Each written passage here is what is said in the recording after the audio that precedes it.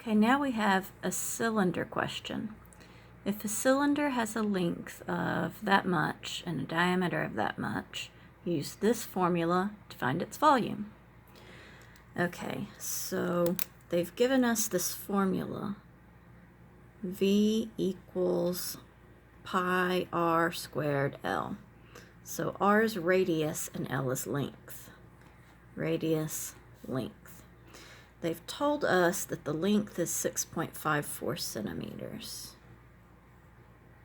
They've told us that the diameter is 2.63 centimeters, but they don't mention the radius. Well, if we look at the round side of the cylinder, or if it's standing and we look at it from the top, then we see this circle. And diameter is the length across, or the distance across. So we'll make that red.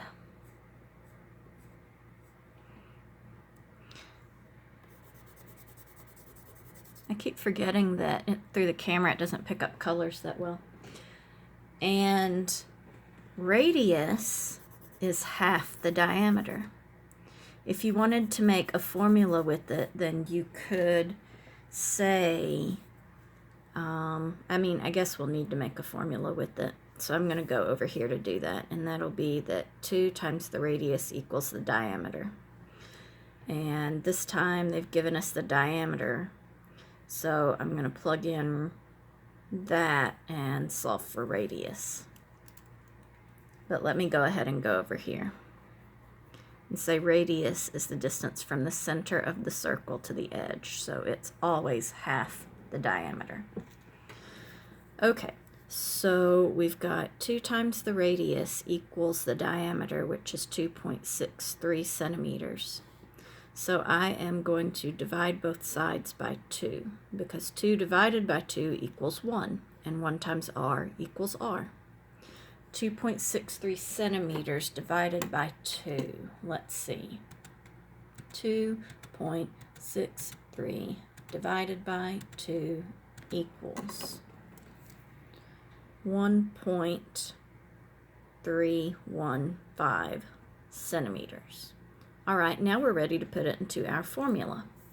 I'm going to write it right here, 1.315 centimeters. So now, volume equals pi. Pi is, you have a pi button on your calculator, but for the sake of putting it on paper, I'm going to put 3.14. And then the radius, 1.315 centimeters squared. Oh, I'm running out of room here. Times the length, 6.54 centimeters. I'm sorry about that. So now let's put it in our calculator. I'm sorry that you can never see my calculator. I don't have one. I don't have a graphing calculator anymore. Mine broke. And I only have this one on the computer. 3.14 times 1.315 raised to the second power, or squared. And depending on the kind of calculator you have, you might need to hit the right arrow if when you type after you've done your exponent, it keeps being a small number. All right, and then times 6.54. I've got other videos in which I talked about that whole exponent thing, and it depends on the model of the calculator you have. Okay, I get 35.51067291. And that's centimeters times centimeters for centimeters squared. So that's centimeters times centimeters times centimeters. Centimeters cubed, that sounds like a volume. Volume is what we're trying to find, so we're on the right track. Okay, now let's look at sig figs.